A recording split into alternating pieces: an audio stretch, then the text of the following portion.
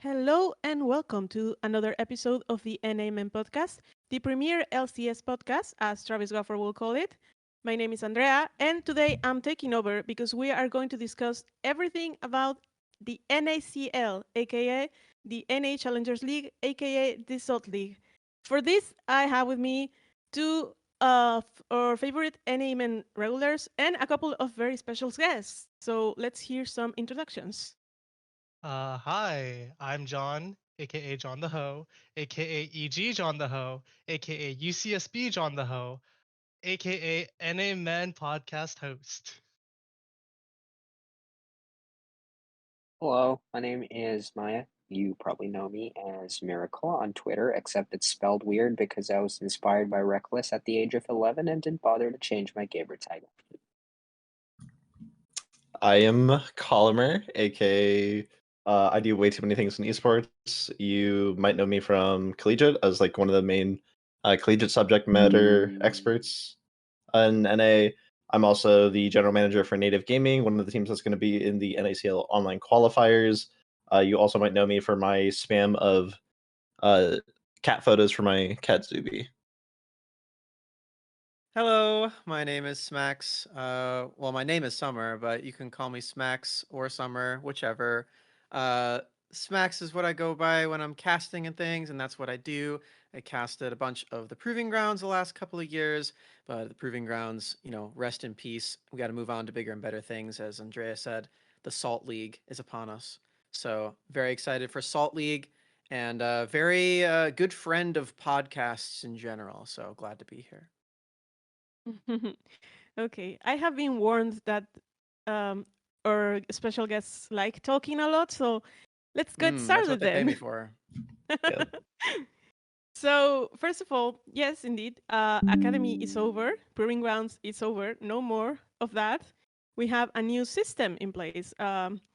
So, uh, we asked on Twitter and on Discord, so everyone could send some questions that they wanted to talk about in regards of the NACL, and we're going to be discussing some of those questions as well as some additional topics that we have prepared. We got a good amount of questions about the format.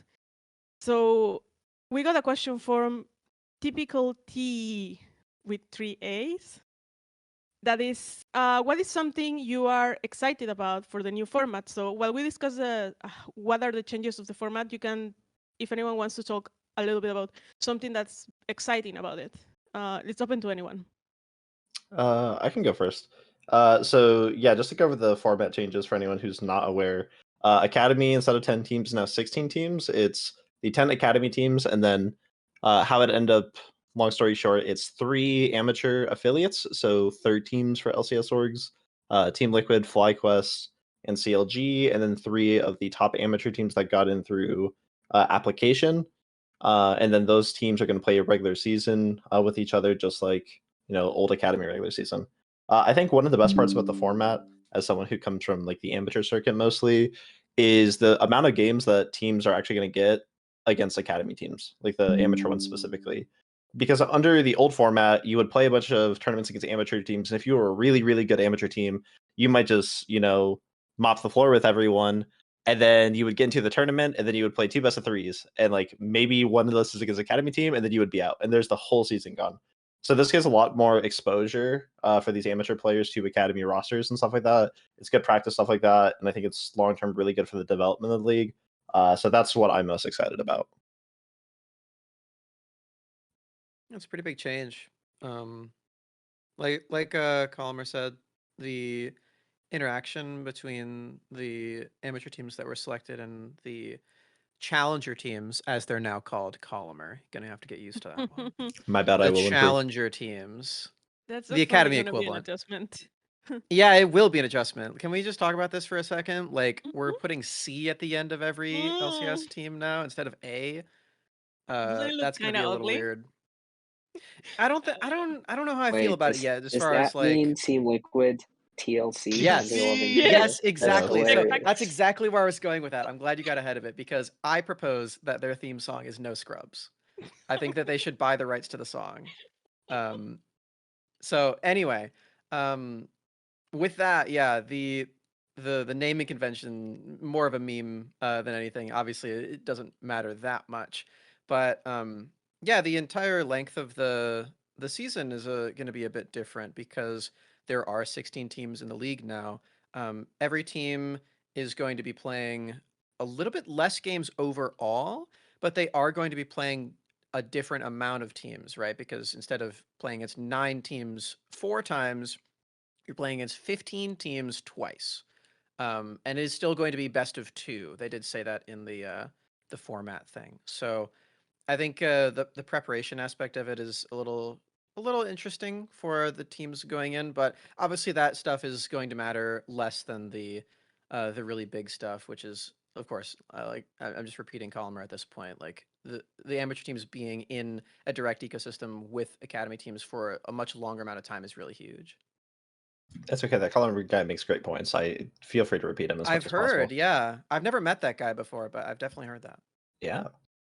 I think the thing that I'm most excited for is just more teams means more players kind of have a shot to like prove themselves, showcase their skills because admittedly, I barely watch any amateur. I watch academy sometimes, but in general, I think more people watch academy than amateur. So Mm-hmm. more Yeah. players means more like more like a better chance for them to like, climb up.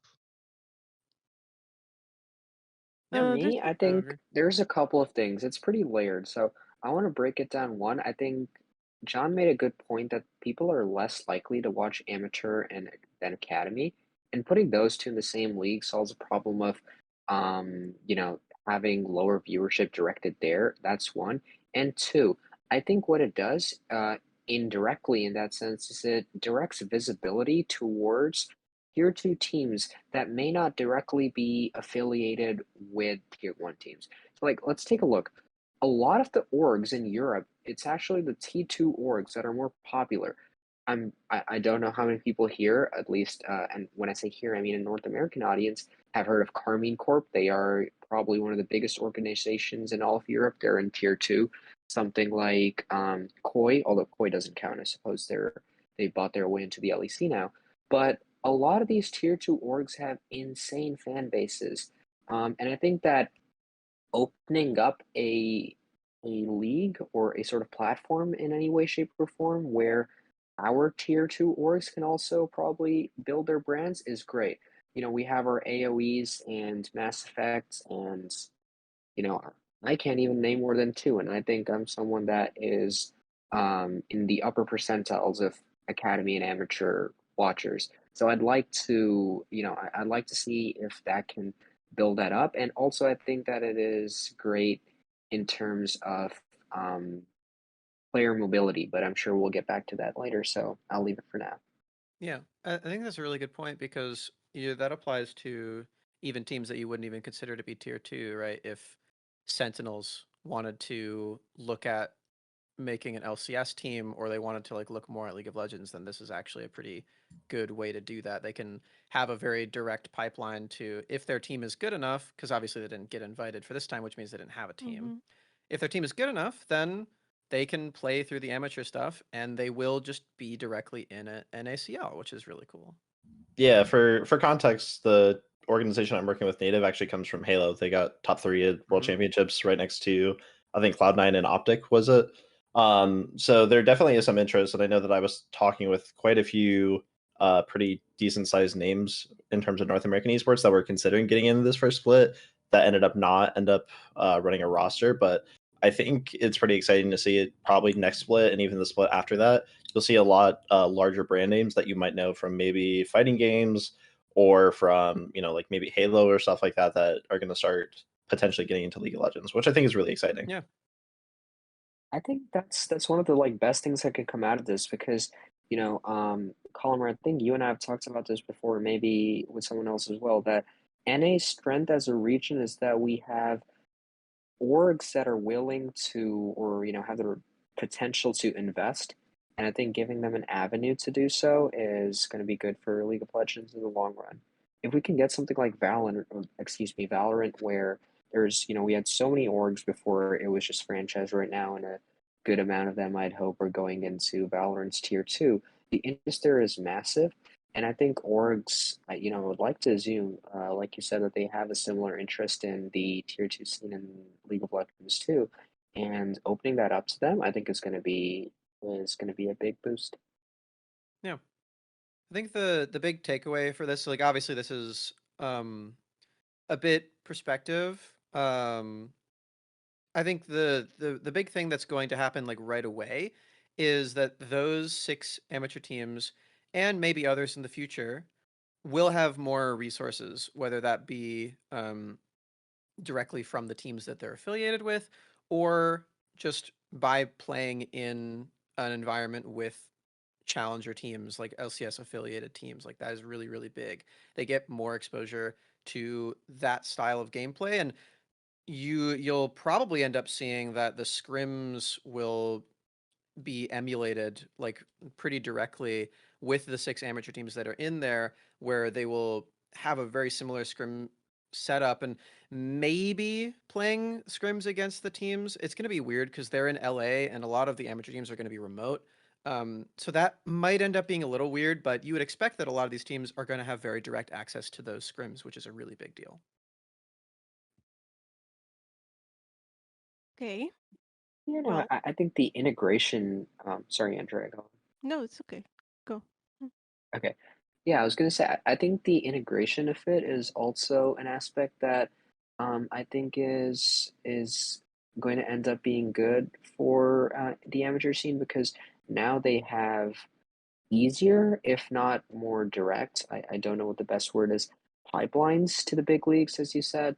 If I'm on an amateur org, and I am in direct competition with academy orgs for a time period that is not just the 1 or 2 months that proving ground runs for, I can, have a more stable, a more robust, and a higher skill floor practice environment for my players.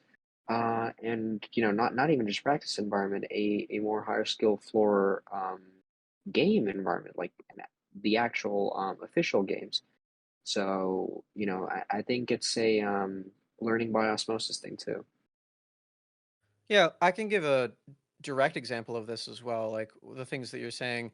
Um, I know not everyone in this call watched a lot of the proving grounds before, but there was a split where it was the first split of this year where Taco Gaming played against Evil Geniuses Academy Oh, why and did beat you them have to ring this one? Come because on, it's Bro, why this relevant, one? bro, Andrea. Why It's this one? relevant. come on. Come Okay. on. Anyway, Taco Gaming won, and Doxa like completely trashed them. And what did we get? A split later, Doxa's on Evil Geniuses Prodigies. Like that is a very very direct example of Evil Geniuses saying, "Oh, this guy beat our academy team. We should probably look into him." And then they did it enough to where they signed him themselves. Like that is really really cool. And just if you think about that as in isolation in comparison to what this next year is going to be. Doxa played against one academy team, and he did that, and he had like a very direct example of okay, I can beat this player. Imagine if Doxa was able to play against the other 9 mid laners also, and like how many of those would he Mm. be better than? Like this is so interesting that we're getting to see like all of these direct interactions and like as a fan, you should definitely get excited for that because we will just have 6 more players in each role fighting for that spot. And it is fighting for it too, because you do get a lot of really good resources as an amateur team in NACL, but it's undeniable that you would rather be on the challenger team directly with LCS, at least for the time being. Like I don't know what it's going to look like in the future, but at least for now, that gives you a very direct pipeline, like you're saying, up to LCS if you are on one of those academy teams and you do continue to perform. So it is a lot more reps against your direct competition. The roles in the league that you're fighting for as a player are directly achievable to you. You have a direct way to prove yourself in that way, which is funny because it's no longer called proving grounds, but it's still true. Yeah, yeah. The taco gaming incident, huh? Um, Yeah, sorry to bring that up. That's funny. It's the perfect example. I mean no ill will to evil geniuses. no, it's Sad. okay. It's okay. Um, You could have spared the pain on our heart a little bit by using the AOE ginger turmeric versus, I want to say, Yeah. 100. No, 100 or I am Well, we don't Same did, we yeah. don't Yeah, they know beat if they're going to someone. be promoted onto 100 Thieves yet, do we? Yeah, Yeah. I guess That's now we true. do actually because they announced their team. Yep. So that yeah. But anyway, so we got some questions about qualification. Basically, there's like questions about how do the amateur teams qualify for this league, and in this case, for example, we had the provisional teams were selected. I don't know if the criteria was ever published or whatever, but basically, does anyone want to talk about like this new system that's going to be the promotion and relegation that's going to be happening with those provisional teams? Yeah, I can speak on this a lot because I actually went through the application, and Riot got to have a very nice conversation with me about why they rejected the hell out of my team. Oh well. So yeah, so basically the way not bitter. no, it criteria is fine.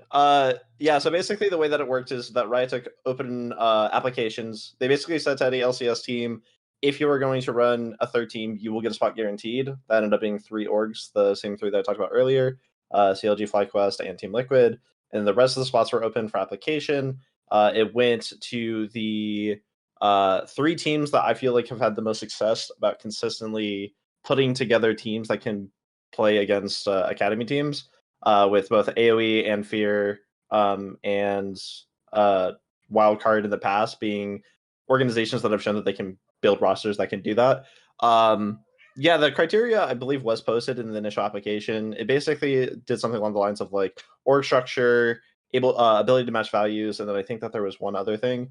And yeah, when I talked to Riot, basically what Riot really wanted, which I don't think that they'll mind me sharing this, at least when I talked to them, was basically like showing that you were already hitting the ground running in terms of like building out like a roster, like having staff available and stuff like that. So a lot of teams kind of weren't at that point. I think that was a big disqualifier because at the end of the day, right, Riot wants to make sure that whatever teams got accepted into the league are going to be able to compete, and they're not just going to get ran over, right? In terms of how teams that weren't selected can qualify, there is going to be a split with 32 teams that are consistently playing in tournament, kind of like the old amateur format.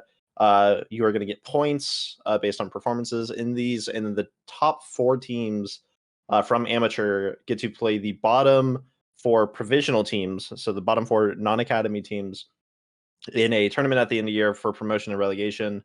It's double elim. The top 4 teams get spots. The bottom 4 get relegated back into qualifiers. Relegation is back. Yeah, Oh. NA fans can finally be happy that we have promotion, relegation, and double elim. Worlds could never. Yeah, I think that part is really big. Like, obviously, it's not LCS relegation, right? But I think anyone who's listening to this and maybe doesn't know that that's happening, like, this is probably a big shock that like they actually are doing some promotion relegation stuff. It is just in the amateur side of NACL. The academy teams, the challenger teams, are exempt from that. Wait, what? But it Damn. will still be really fun because you know who isn't exempt from that? CLG Faith, Team Liquid, First, and FlyFam. All of those teams are actually on the chopping block if they do drop super low. So Yeah, and one of them is guaranteed to be playing in relegation because there are 3 like non-affiliates and then 3 affiliate teams, and the bottom 4 of the 6. So even if all the amateur teams like do terrible, at least one of the LCS affiliates is going down there. I know that I have publicly made it my point to whatever team, whenever my org ends up playing against FlyQuest or like Team Liquid or whatever, that my goal is 100% to like knock them into online qualifiers. Like that is my goal for the split. Okay, the first thing I thought when I heard that, because like I don't know too much about the details, is that there is a scenario where if somehow, some way, all 6 amateur teams get 1st through 6th, you'd have 3rd place through 6th place Yes. having to do relegations. Yes, which hypothetically that could kind happen. of sucks. Yeah. I mean, I know a lot of That's people. yeah. Yeah, I know a lot of people were kind of like, "Hey, like, why don't we just full send it with like the promotion relegation?" And I don't want to speak on Riot's behalf, but I would imagine when you have orgs that paid millions of dollars to be, in a league and get a spot, you probably don't want to randomly be like, "By the way, your promotion team, we can just kick you out of the league," which I think is fair. I think at the end of the day, if the goal is just to get amateur players more experience and more exposure and promote, like make the process easier for unknown players to promote and stuff like that, I think that this still accomplishes it, even if, TSM Academy or whoever can't get relegated. TSM Challenger column. Yeah, let a You name gotta get the drop. reps in. TSM. I am not going to remember that by the end of this podcast. I am TSMC. not sorry. Get the reps in. I mean, there's I think so many. obviously like there's the obvious thing about how like if Team Liquid is fielding 2 teams in this, the one that can't get relegated is the one that they want to be better, right? So like to use that as example, I think it would be really weird if Team Liquid First was better than Team Liquid Challenger. It's not impossible, but I mean, have you seen APA? Yeah, true. APA, yeah. I'm not gonna lie. There might be a world where a couple of the challenger teams. See, I remembered a couple of the Oh, challenger yeah. teams and a couple of the affiliates. Depending on how the affiliate rosters work out, like you might be a little bit surprised. I think a lot of people are gonna be surprised at how some of the affiliates and provincial teams end up Yeah. doing. It'll be really fun. Like it'll just be a good time seeing like what the Academy versus Challenger win record is going to be by the end. Like that by itself is going to be super fun. So like once we actually get into the proving ground stuff, proving grounds, the Proving grounds. NACL 16 team bracket. It's a proving ground is such a snappy name. I don't know why they changed it, but anyway, yeah, it's going to be really fun. There's a little bit of entertainment value there, right? Having one of the LCS affiliates having to fight it out for their life. Does anyone remember when CLG didn't make Proving Grounds? That was a fun day Yes. on Reddit. I remember reading that thread and just being like, So- "Oh, a lot of people want these players to never have a job again." Whoops. So we're not allowed to dunk on evil geniuses, but we can dunk on CLG. Is that what I'm hearing? Hey, I'm a CLG fan. Come on. I just Okay, so CLG and EG are off limits. Okay. no, it's.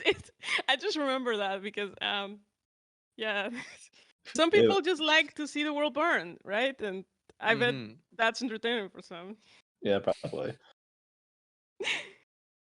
So Naxware sent a really long question, and I just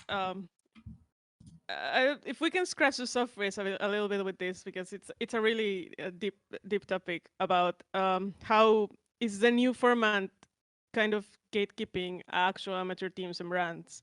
Like, will they have less presence in the Riot sanction part of the amateur scenes? How do you guys feel about this? So is the question basically, is it bad that amateur teams can't get good branding? No. The question was more about like okay, I'm gonna read a little bit because Okay, go for it. over time, as more LCS funds and resources pour into the scene, the actual amateur orgs will get pushed out due to the nature of the format. So overall, the system will be far better for the players, but you will see less and less amateur presence in the Riot sanctioned part of the amateur scene. Does having more benefits for the players outweigh the cost of eventually pushing amateur orgs out? Or is it unlikely that amateur orgs will be completely pushed out from the NACL over time? I think there's two answers to that. Is it worth it? I say yes. I think at the end of the day, like the purpose of amateur is for the players first. The way that it should be designed is that you create something where orgs are participating, but all at the end of the day, the benefits should like prioritize on the players, right? Like tier 3 of anything, right? Like tier 3 baseball is not designed to make those tier 3 orgs money. It's designed to be like a fodder system for talent. And my other side of that is I think basically all the amateur brands were already gone. If anything, you're seeing orgs come back, right? So Wildcard had already left, even after having one of the most successful splits possible. Right after they implemented like the buyout system, where if you promoted a player to an LCS team, that you would get financial compensation to kind of incentivize stuff. Wildcard had left. most of the orgs had left. The only one that has been around for a really, really long time, which is probably before anyone on this podcast actually watched stuff, is like Supernova, and they're the only org left from like even like a few years back. So I don't think I think it is worth it, but also I don't think it limits. I don't think it requires amateur brands to leave. I think if anything, they're coming back. And again, you're bringing in, more brands that are a bit more stable, have a bit more financial compensation, which again ends up helping players, right? Like, I don't want to get too much into specifics about like money and benefits and stuff like that, but like, if you would have told anyone like a year ago what some of like the amateur players or some of like even the OQ like orgs like myself, TFT, stuff like that, like what we would be providing to players, you would be like, players just wouldn't believe you because it literally used to be like $25 a month, right? So I think overall it is a good thing, and I think if it pushes down like memer gamers branding, then I guess it is what it is. But I think it's worth it. Yeah, I Yeah, also I wanna chime in go ahead, Maya. specifically about the yeah, sorry.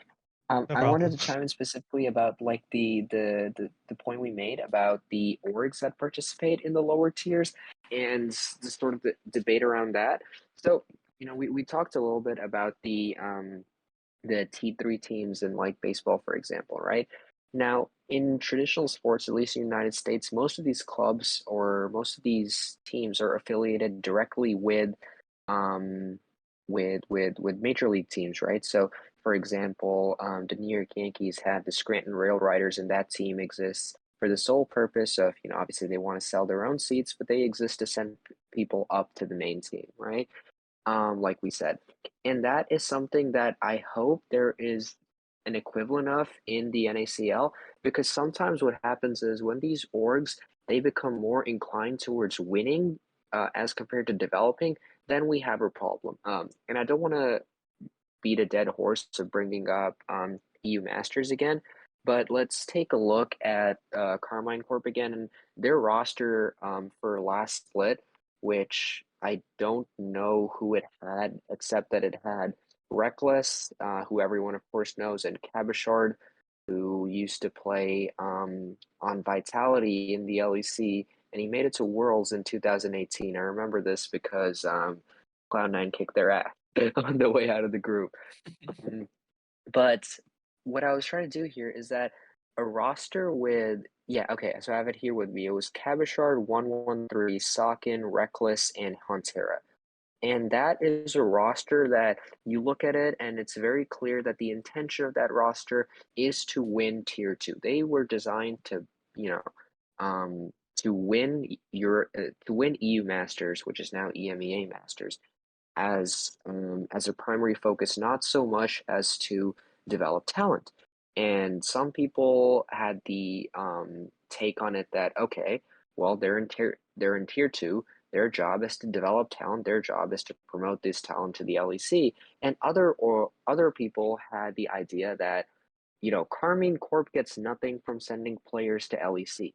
They are in, the league that they're in. They want to win their league. They want to do the best they can within the competitive structure that they're in. Why should they be looked at negatively, or why should they be penalized for building the best roster that they can to build a league that they are participating in? So, in 2000 and I don't know 26, if you were to have a situation where for some reason Bjergsen and Doublelift want to play on AoE, which is let's say at this point a very established brand in tier 3, would it be unethical for for Area of Effect to field this roster because their only intention is to win the tier 2 league, and they sort of lost sight of that purpose of the league, which is to develop talent in the first place? And I think that is a very layered sort of debate. There's no right answer to that. I know I lean more towards the side that their goal should be develop talent, but I don't know if everyone will agree with me. Before we talk on like that, I do also want to bring up like that as if you're consistently successful as an org in like as an amateur org in NACL, that means like you keep the spot, and I would assume, I don't know the details because obviously like I'm on the outside, but Riot would offer probably financial support, logistical support in any sort of way because you are on that tier 2 level. And if you're Uh, consistently performing, I don't know how much, if at all, but I would hope so.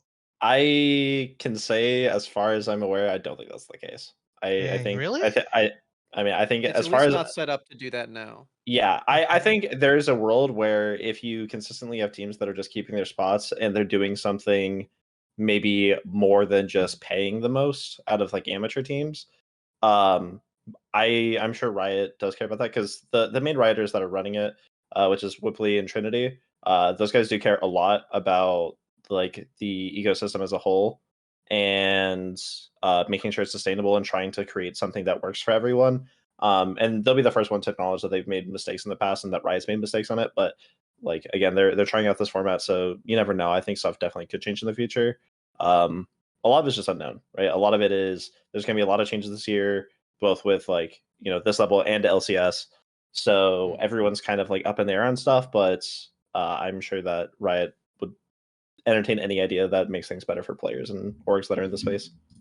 And like I also think outside of that, like just if if you're an amateur org and you have consistent success, like that is good for your brand image, like outside of like any support that Riot may or may not give. So like that, I think that being a part of NACL and staying consistently in NACL as like one of the top 2 amateur teams, like it is as a whole good for that org. Yeah, it's Yeah, really but good for that org. I think we're losing track here a little bit. My point was like, okay, if I'm an amateur org and my goal is, all right, I want to win the NACL Mhm. 75 times in a row. And in order to do that, I am going to, I don't care fuck all about the amateur players that I'm trying to work with. I am just going to, you know, um, buy any LCS players that orgs are willing to dump, and I'm going to stash them on my roster, and they're going to win me the league over and over again. Because that is what some people claim teams in Europe are doing, right? And I think it's a very real thing that might happen in NA, and that is, I think, the one sort of concern that I have about the structure. Because what is stopping them from saying, all right, you cannot do this, right?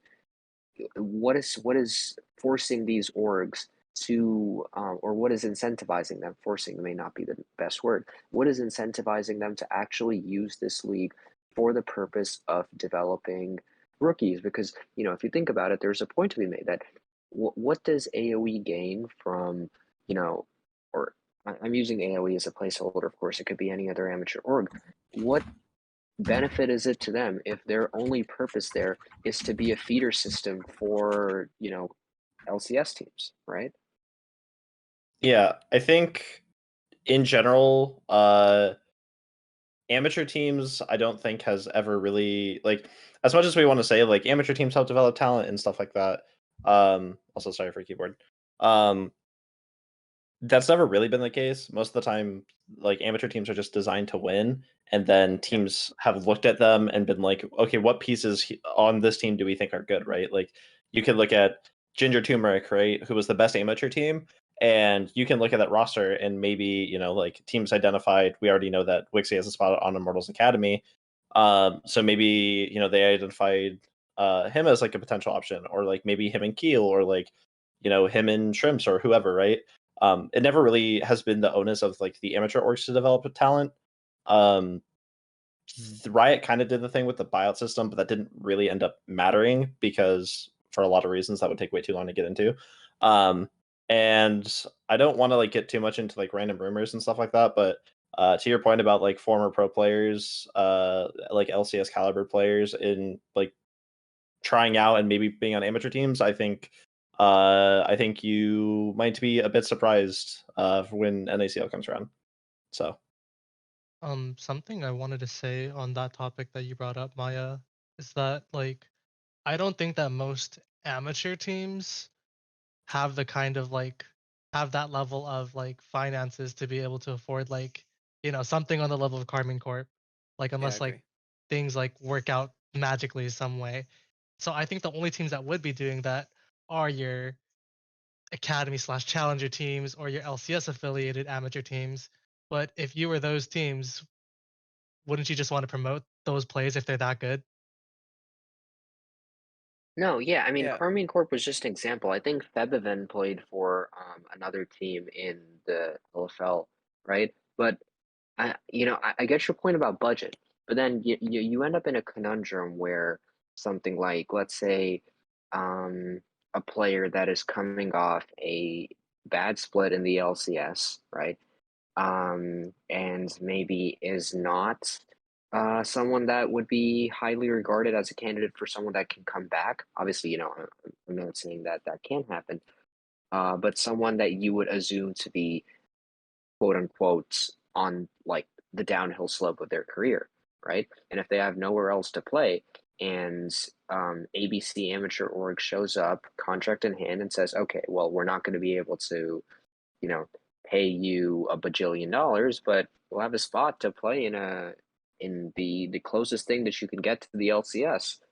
Who's to say they would not take it?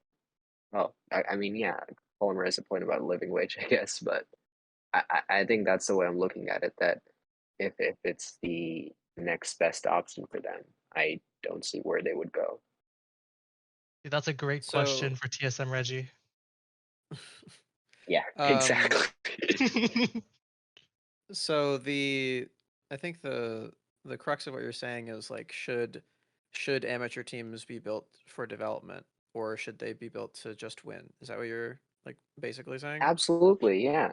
Yeah, because there's no So way to stop them from being built to win. And if they are built to yeah, win, then to some degree I'd argue that they cannot be built for both at the same time optimally. yeah, I agree. You can compromise, but So uh, the difference is the amateur teams that are built to win are the amateur teams that are not LCS affiliate. The amateur teams that are LCS affiliate are built for development, also built to win because again, there's the relegation system, but they are mainly built for development because I mean we've seen over the last couple of years the pipeline where Evil Geniuses has promoted a player from their amateur pipeline to LCS. 100 Thieves may or may not be doing that as well if we are to assume the rumors are correct. Um, they're all in Korea together, so I think that's probably pretty accurate. But those teams are built for development because they have a direct pipeline and they can put those resources in and they do get direct coaching access and like team access and like the GMs get to talk to these people and everything. So for Team Liquid first, for example, that is going to be a team that is built for development more so than just to win. But AOE is not developing anything within AOE. They don't benefit from developing players. They never have, and they probably never will, unless the developmental fees get like drastically different. And that is, I don't think that's a bad thing. It might be a bad thing for AOE, but truthfully, like the people that have been around amateur for a long time and the people that are still like doing things in amateur, they know better than literally anybody else that nobody is doing that for profit. Nobody is doing it for like how much money they think they can make off of the space. Nobody's doing it because they uh they feel like they can make a fortune or they can like I don't know, exploit people in whatever way. They're doing it because it's fun and they enjoy the like people that they're around and they enjoy the space. And I think that that is still going to remain true even if a team is in NACL. Like I said, unless things drastically change with how Riot is like choosing to fund these teams. I don't know if that's going to happen, but that has been the case for many years now. Whether or not you see that as a problem, I suppose, is another conversation. But yeah, amateur teams have never been built for development at all, other than the affiliated ones. Okay. Well, that was a very interesting discussion. Um, I think it's going to be really exciting to have this new format. Surely, Riot has been iterating on different ideas during the last couple of years of making the systems better. So it's really good to see that they are taking this sort of even more different approach from the years before. Like Proving Grounds was great, and then we are still trying to improve on it. So I think that's really good. Um, a lot of the other questions that we got from Twitter and from Discord were about players. People are really want to know um, more about what players should we be looking out for. So I think I would like to take some time to talk a little bit about what are some names that you guys think we should be looking out for. Is this for the recent LCS promotions or Oh, okay. people in LCL right now? I actually had a very specific question about the recent LCS promotion. So, and I know you would like to talk about some of those. So, Numi asked, what storyline should we be aware for our upcoming academy promoted to LCS players? I love that question. I'm very excited as well. Go Smacks, go. So, again, based on roster rumors and what is to be expected from that, we have 5 promoted players into LCS. 100 Thieves has 2 of them. That is Tenacity in the top lane and Busio in supports. Team Liquid has 2 of them. And that is Yeon in the AD carry position and Haeri in mid. And FlyQuest has the 5th, that being Eyla on support. So we almost hit one of every role. Unfortunately, we doubled up on support, but those 2 supports, very, very skilled. First of all, I do just want to say, I can I like self plug something, because I do have a piece of content that is specifically about this. That is a bit longer. I don't know if you want me to do that. I guess I kind of already did. You can cut this out. But anyway, I'm a big Eyla fan personally. If you've seen me talk about Eyla on Twitter, then you would know that I am his #1 fan, and he is absolutely so good. The biggest thing that I loved about Eyla over the last 2 years that he played in Academy on Team Liquid was his leadership and his willingness to push his teammates around him. And I think that lends itself very well to Academy. For LCS, I think he's actually going to have some pretty big shoes to fill in that way, because one, I mean, just on FlyQuest alone, he's taking the place of Aframu, which obviously we all know is a very big voice, a long-standing player in LCS, but also just like he's not going to be playing with rookies anymore. He's going to be playing with a lot of seasoned veterans, some of which, again, if the rosters are to be believed, from Korea in Prince. So I think it's going to be a big difference for him, but I do think that his skills that he's honed over the last 2 years are going to apply very well to this. It's often very important to be a large voice on your team when you're playing support, and I think he's definitely well suited to do that. I also think he is probably, it's not even probably, he is, alongside Busio, the 2 best mechanical supports that we had in Academy for the last year. So I think he's definitely going to hold his own in that way. Yeah, that's my Ayla spiel. I can give spiels on all of them, but I assume that Collamer has some also, unless you just want me to talk about all 5 in a row. Oh, if you want to do LCS, that's fine. I will stick to NACL stuff because that's what I All know right. better. If you want to do LCS, Well, go for it, I'll sis. cut it shorter for the rest of them then. Obviously, I'm the big Ayla fan, but Of course. yeah, I think I already talked a lot about Busio. He previously was a mid laner, playing in the amateur space, so he has really solid mechanics. He has a lot of Senna combinations that he loves to try out. I'm sure a lot of us have seen his like Camille support and Yasuo support, these like funky, weird picks that he can pilot because he is very mechanically skilled. It's rare to get that out of a support, but I'm really excited for him as well. He's as Cubby likes to point out all the time, a very young player, and he's very mature and well spoken and level headed. So I expect him to suit the LCS ecosystem very well, and I am looking forward to seeing him play more with Double because we got to see him play duo on Double stream the other day, which is very fun. Yeah. Tenacity, very mechanically skilled player. Also, gonna be a trend here, honestly. Tenacity started in amateur in 2020 on 100 Thieves, and he's been with 100 Thieves the entire time, which is really cool. This is, I think, the biggest success story as far as like promotional pipeline for 100 Thieves that they've had in their entire time in LCS. Like, assuming Tenacity works out well, which I think he will. Like, he smurfed it on their third team, he smurfed it on their second team, and now I think he's going to smurf it on their first team in LCS. So I'm really looking forward to that. I think the top lane pool in LCS is going to push him to be a lot better because I think top is one of LCS's more stacked roles, especially in the new split with Summit returning. So I'm very excited for that, and definitely very proud of him. He's very skilled at a lot of different kinds of champions. So expect a lot of the fighters, but also some good tank play too. Um, as far as Team Liquid goes, Yeon played with Eyla for the entire time, so I think very highly of him because of that. Like, he was a very good pair with Eyla, who again is my favorite player.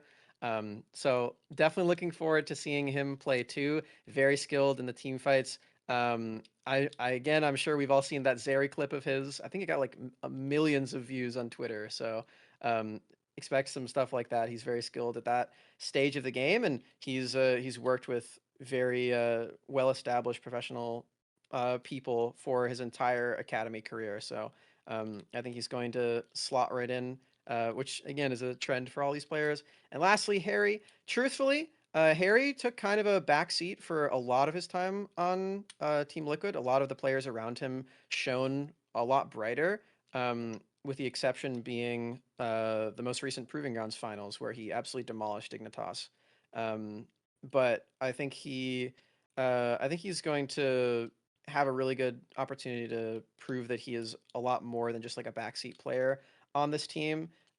Truthfully, of all the rookies, just off of seeing gameplay, I am, I guess, by default the least excited about Haeri, just because I'm so excited about all of these people. But if I had to rank them, probably Haeri would be last. But again, that's not a slight to Haeri. I'm still very excited for him, and I think he's going to do very well. Thank Spiel you, over. Summer, for That that. was a I, long spiel. Let's I go, really Summer. appreciate that you talk about people that weren't Busio and Tenacity, because we really, they are already favorites of this podcast, and we kind of talk about them I can every tell. single episode. So it's a little bit. We love an Ayla Oh. stand here. It's different. That's me. Delphi's gonna kill me for this, but um, so thank you so much, Summer. Now if we could, we had Cozy ask, who are the most exciting or fun players to watch for in NACL and amateur? Oh If boy. anyone wants I to. think my answer is pretty clear. So I'll wait. I'll wait No, for someone no, that you can is go for it. not I gotta think about this. obviously down. I got Sure, a okay, short I'll list too. go. My favorite player, I think, in NACL is Copy. He is someone that I am reluctant to see in Challengers League, which is, you know, due to the fact that I think that he should not have been there this year, then he should have been in the LCS. Nonetheless, Copy is my favorite player in part because of our NAmen brand of vibes. Picture that with a sparkle emoji on either side. And you know, as far as gameplay is concerned, I like to think that he is a younger, more raw Niski. And Niski was one of my favorite players, especially when he was on Cloud9 in the 2020 C9 17 and 1 run. Um, and yeah, I think he's really cracked, and I will throw a temper tantrum if he is not here in summer, and I will throw an even bigger temper tantrum if he is not here next spring. All right, I'll go next. I have by the way, none of what I say will be analytical at all. It's all vibes. So I have The two sparkle players, emojis. two players in one team. I'll get the team out of the way first. I am contractually obligated to say that EG challengers will do well. Look out for them. All right, now that I got that out of the way, Two players I'm looking out for and hyped about just purely based on vibes. Let's start with APA making his academy debut or challenger debut.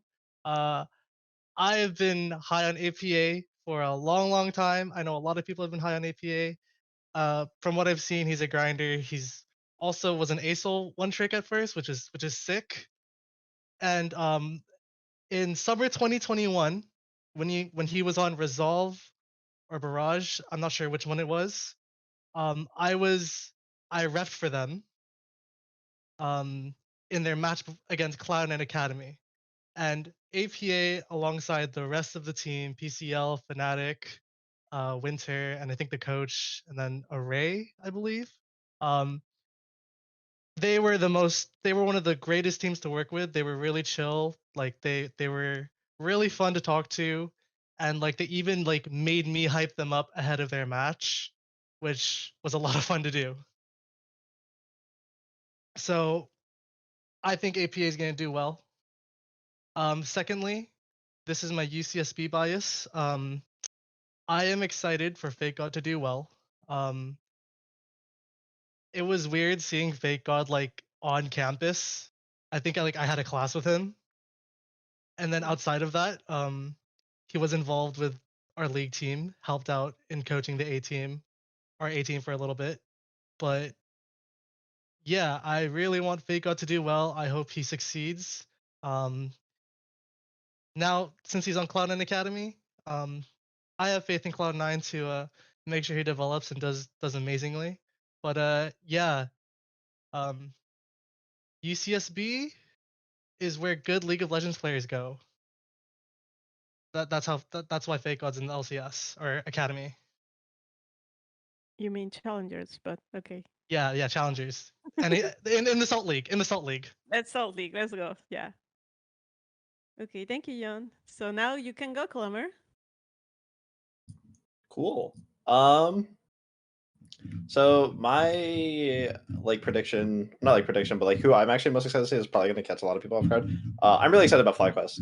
FlyQuest Challengers. Let me actually scroll back up to where the actual spreadsheet was, other than the chat that we have Have going they in the been background. announced yet, Collamer?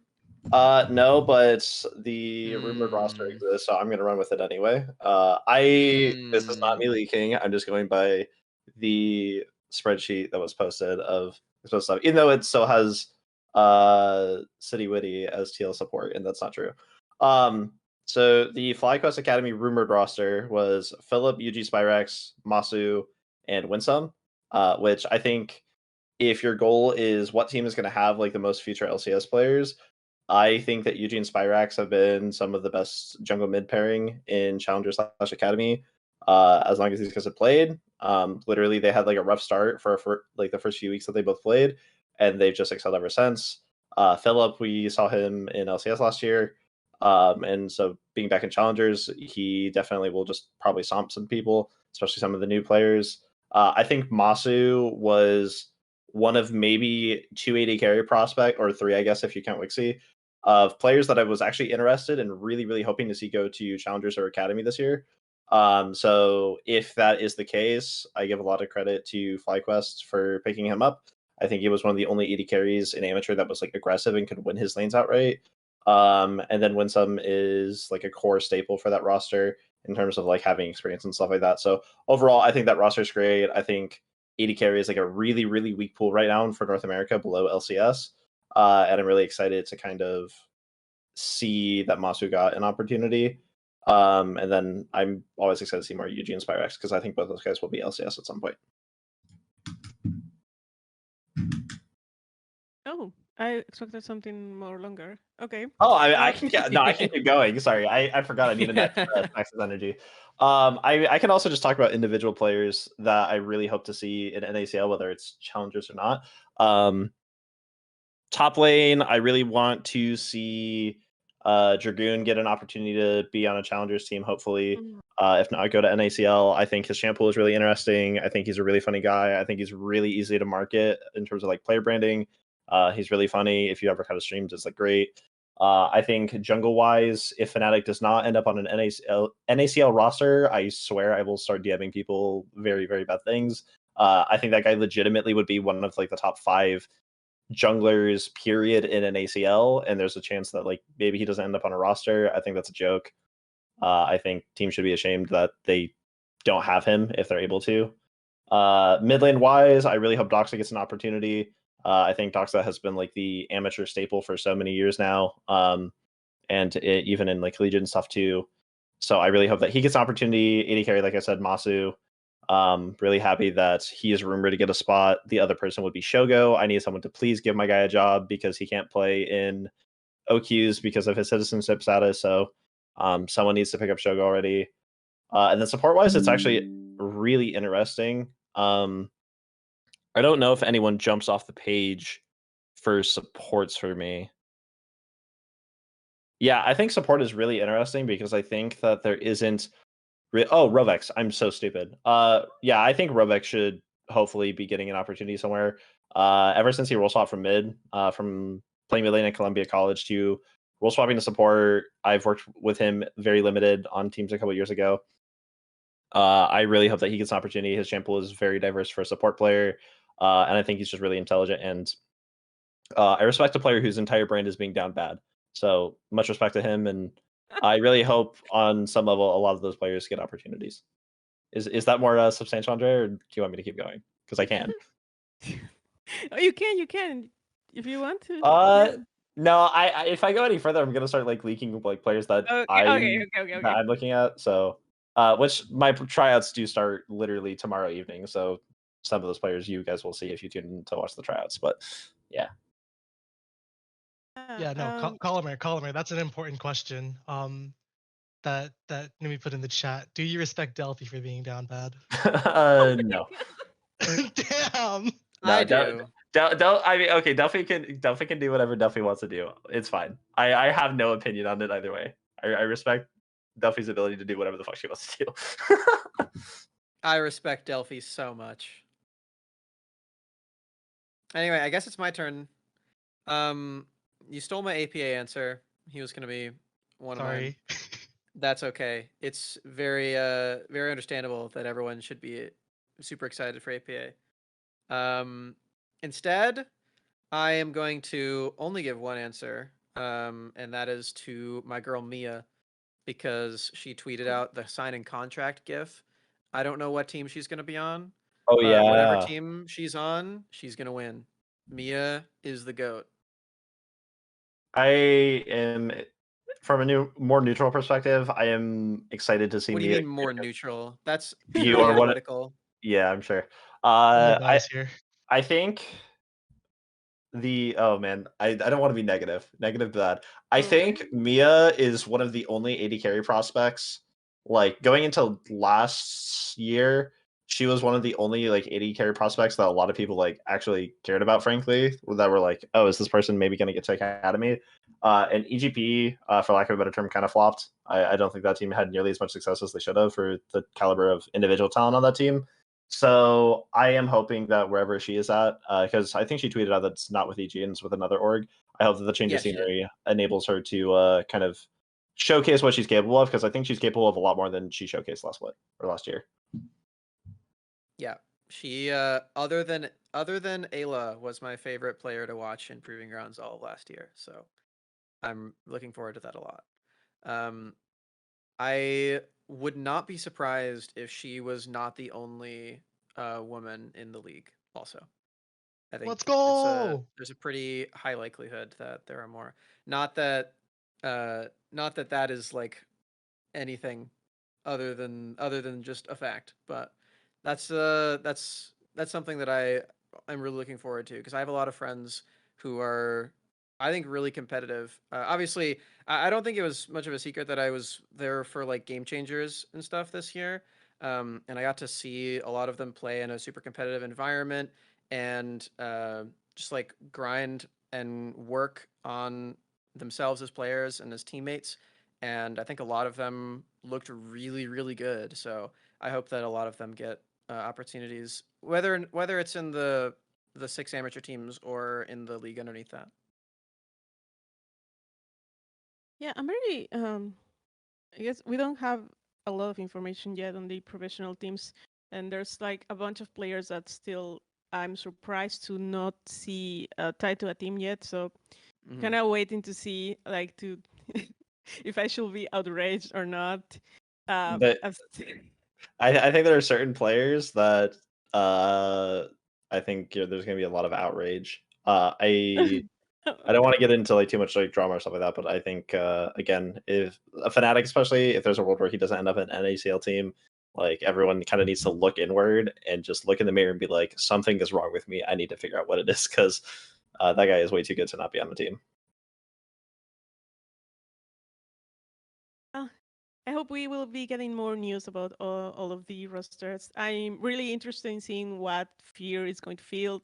Fear was an organization Yeah. that I started following. Well, they started technically last year, well, this year, right? So, and I think they seem really committed, and the roster they put together this year was really.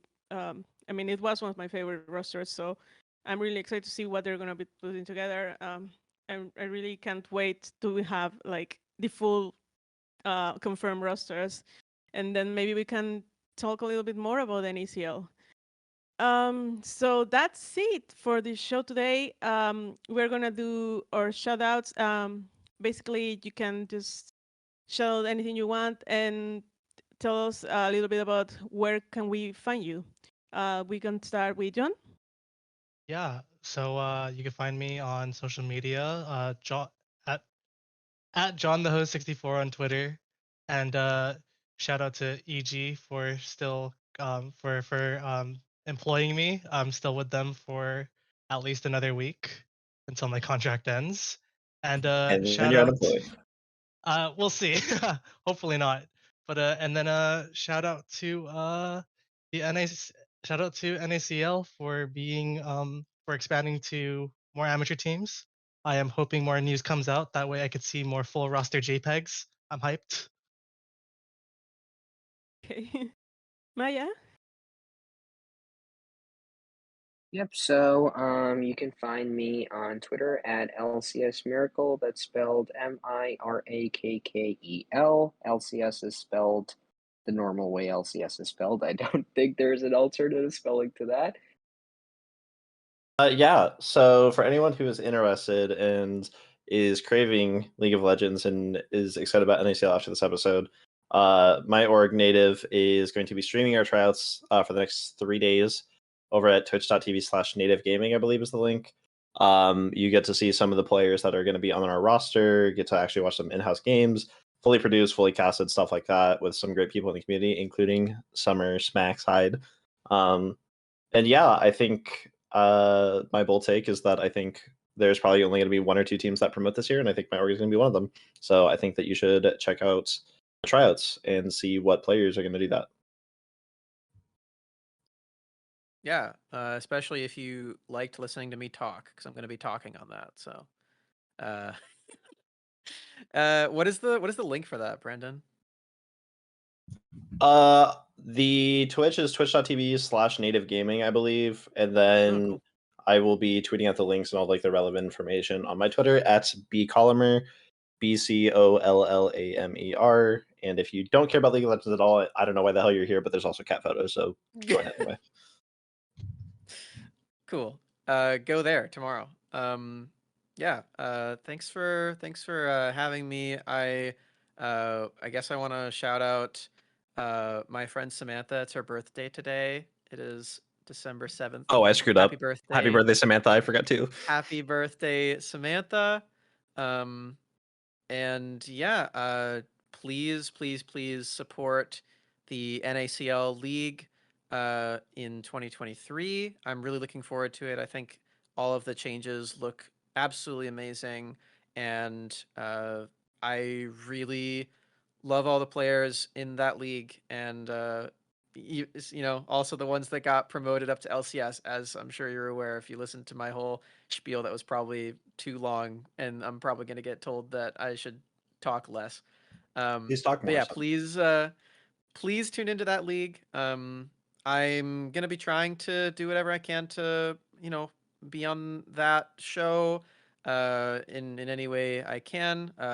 But if I'm not, then I'll be in the Twitch chat with you. So it's going to be a very, very fun year. I have one more shout out. Go. Uh, just in case like anyone forgets, shout out to Summer and Collamer for coming on. Definitely cool to talk and learn more about the Salt League.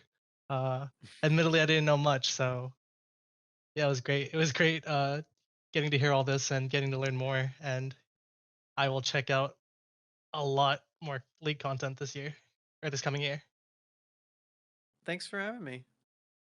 It was very, very fun. Yeah, thank you for having me. I enjoy rambling about random stuff I'm passionate about, so thank you. Well, that's it then. Thank you so much for listening to us. If you ever have a question or anything, we have a Twitter account. You can follow us at NAmen Central. We also have a Discord that is open so anyone can join, and you can always drop a question for us or anything you would like to know. Thank you and good night.